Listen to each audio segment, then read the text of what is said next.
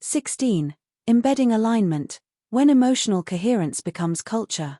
There is a pivotal moment in every global organization where alignment stops depending on individual leaders and begins to live inside the culture itself. It is not always visible as it emerges. It does not announce its arrival or mark itself with a milestone. Instead, it appears quietly in patterns, in the way teams respond to ambiguity, in the steadiness of communication across regions, in the confidence people carry when interpreting tone, and in the reduction of emotional volatility even when the environment is complex. This is the moment when alignment becomes embedded, when emotional coherence becomes cultural instinct rather than leadership effort.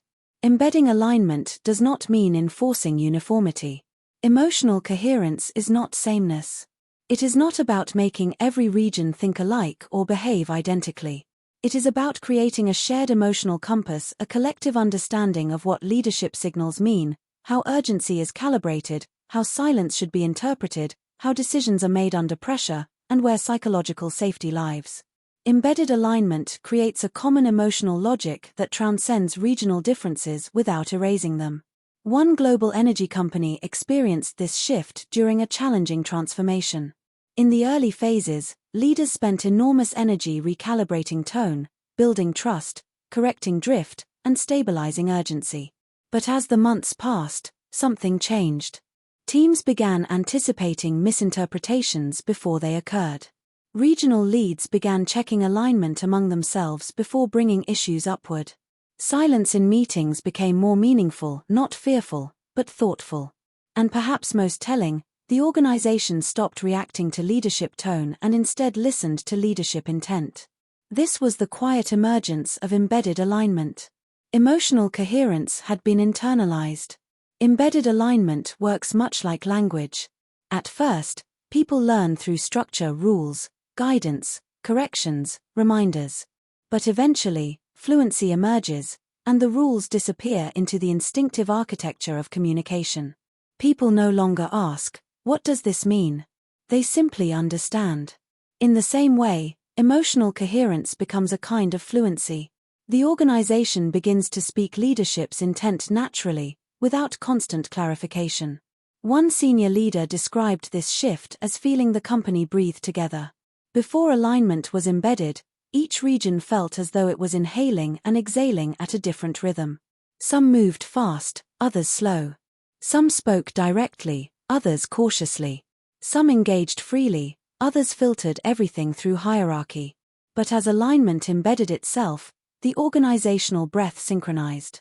Not perfectly, no global organization achieves perfection, but recognizably.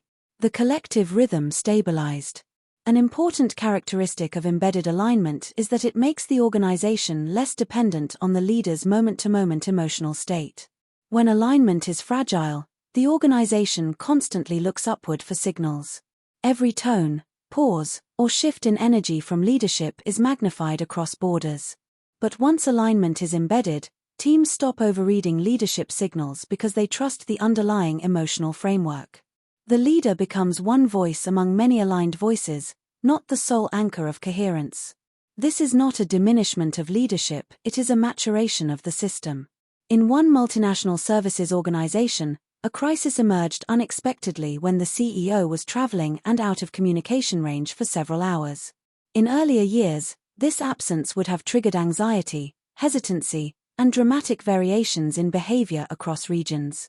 But this time, something remarkable happened. The organization continued moving with quiet steadiness. Regional directors coordinated proactively. Teams shared information openly.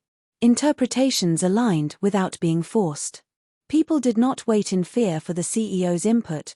They operated confidently within the emotional logic the organization had already internalized. This was the hallmark of embedded alignment.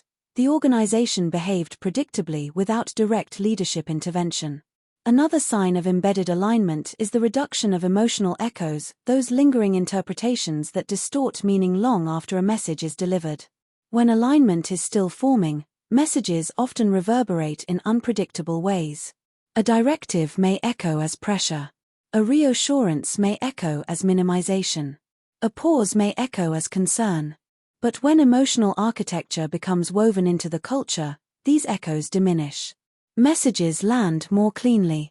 Interpretations align more quickly. The emotional landscape becomes quieter, steadier. Embedded alignment also protects the organization against drift.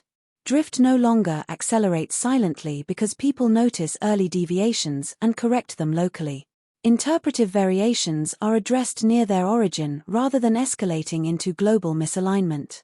A regional manager might say, "Let's clarify the tone behind this before we act," or "What do you think the intent was here?" These moments of local recalibration act as stabilizers, preventing small divergences from becoming structural fractures. Embedding alignment is not an elimination of cultural diversity. In fact, it allows diversity to thrive. When emotional coherence is strong, teams do not need to defend their cultural instincts or reinterpret leadership messages in isolation. Instead, they feel confident bringing their cultural strengths into the organization. Creativity increases. Collaboration deepens. People speak more freely because they understand the emotional rules of engagement. They no longer fear misinterpretation, and so they no longer withhold their best thinking. Perhaps the most transformative effect of embedded alignment is the shift in organizational posture. When emotional coherence becomes cultural instinct, the organization moves from reactive to anticipatory. It no longer waits for crises to reveal misalignment. It no longer oscillates in response to leadership tone. It becomes self-regulating, emotionally intelligent at scale. A global food production company experienced this shift after years of painstaking cultural alignment work. Their regional teams, once hesitant and inconsistent, began proactively identifying areas where meaning might drift. They initiated cross-regional discussions before launching major projects. They standardized assumptions, not out of compliance, but out of shared wisdom. When a supply chain incident occurred, the company responded with such consistency and emotional steadiness that external stakeholders commented on it. "It feels like you're one organization," a regulator remarked. But the most interesting part was not the response itself, it was the fact that leadership did not need to orchestrate it.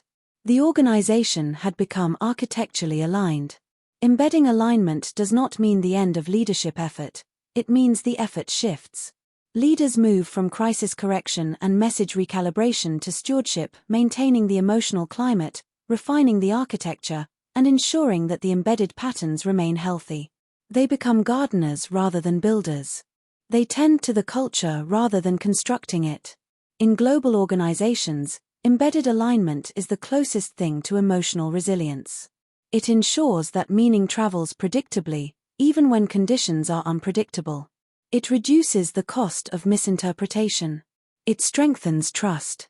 It enables consistent execution across borders. And it gives the organization a shared emotional identity, something rare in a world where distance, culture, and complexity constantly pull in opposite directions. The next chapter explores how this embedded alignment becomes a competitive advantage, not abstractly, but operationally, shaping decision-making, speed, quality, and global reputation in ways that competitors struggle to replicate.